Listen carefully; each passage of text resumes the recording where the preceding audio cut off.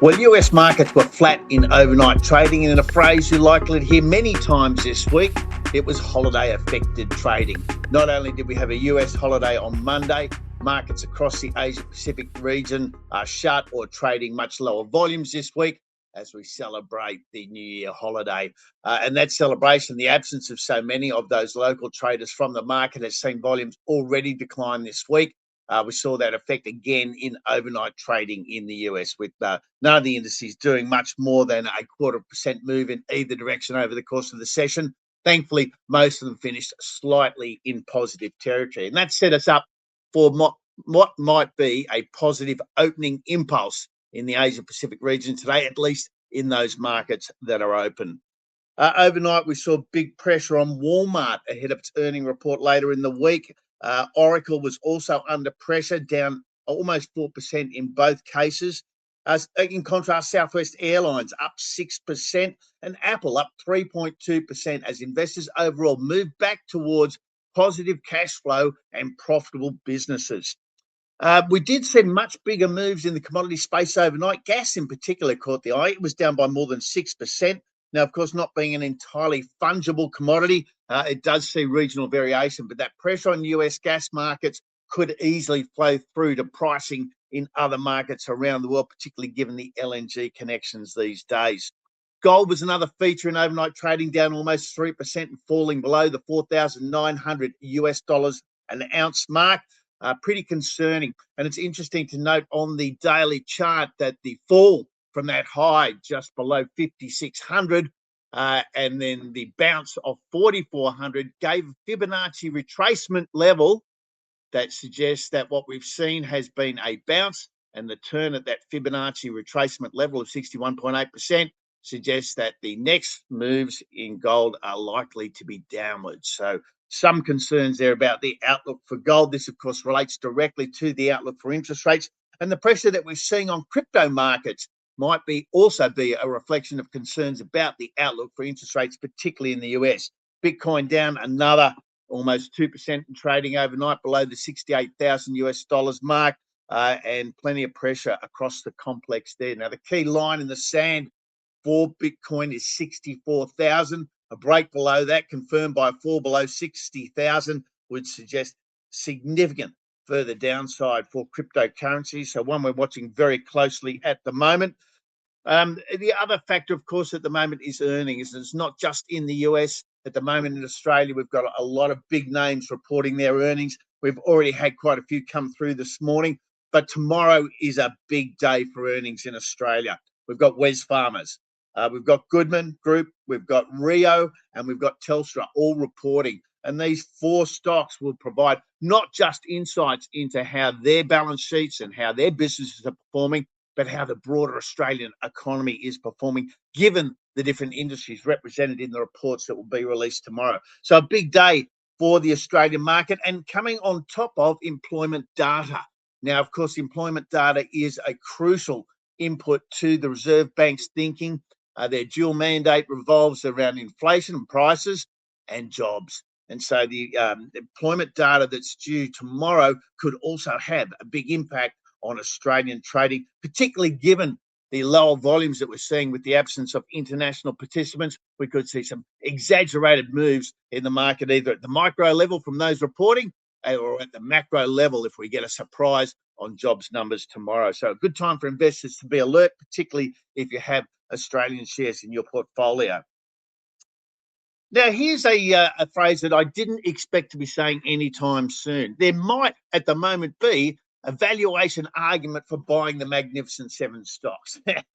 I'm as surprised to hear myself say that as you might be. But the reality is the sell down that we've seen and the big upward revision in earnings estimates has resulted in a compression of their price to earnings ratios. And in fact, across the Magnificent Seven, if we take a capital weighted view of them, we get an average price to earnings ratio of just 27 times.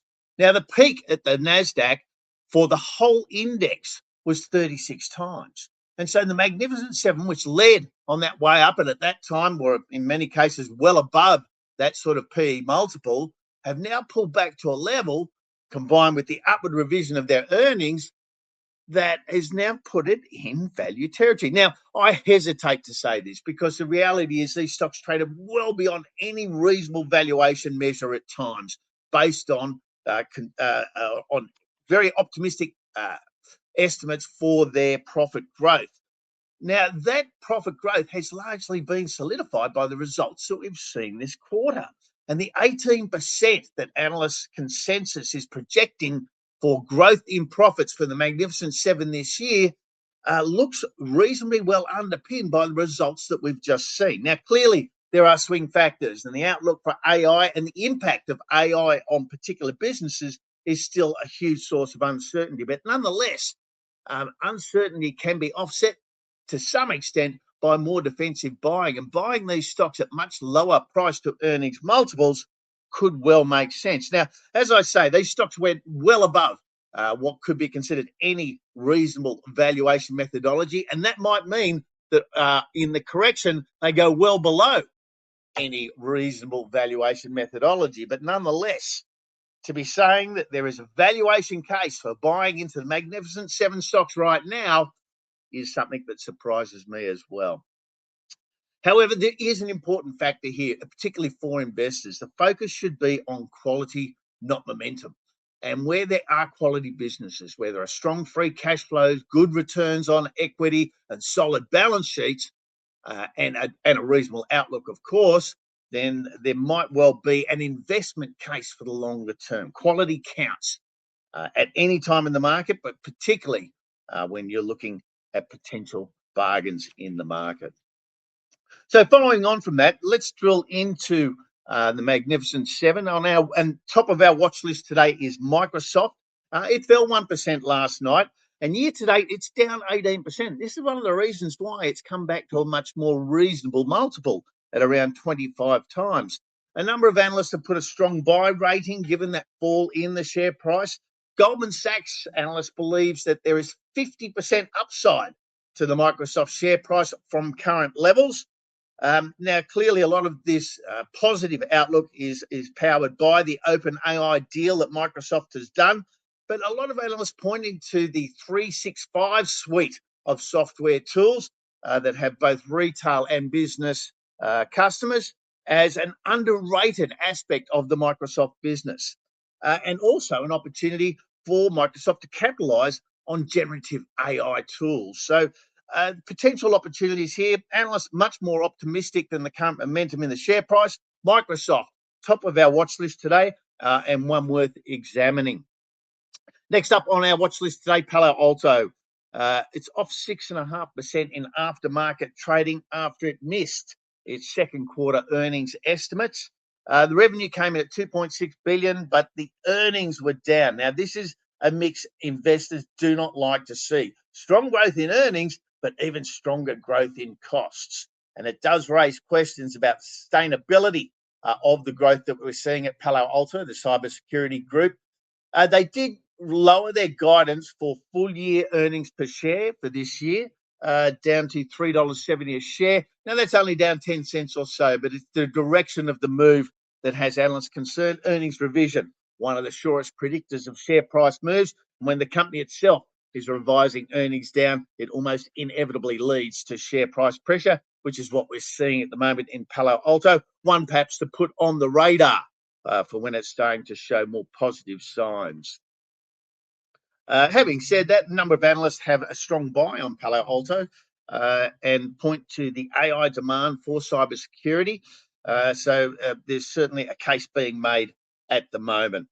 And for the third stock on our watch list, we turn locally. NAB has given an update this morning. Its profitability for the December quarter was up by more than 14%. Strong growth, particularly in the banking sector.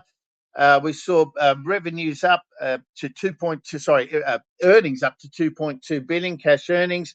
The stock is up more than 7% year to date and 30% for the last 12 months, largely due to stronger lending and less concerns about balance sheet impacts of bad debts. However, within the update, it wasn't all good news. Expenses were up 5%. And a number of analysts maintaining hold ratings after this result. despite the fact that there is positive momentum in earnings, because there's already been a lot of positive momentum in that share price.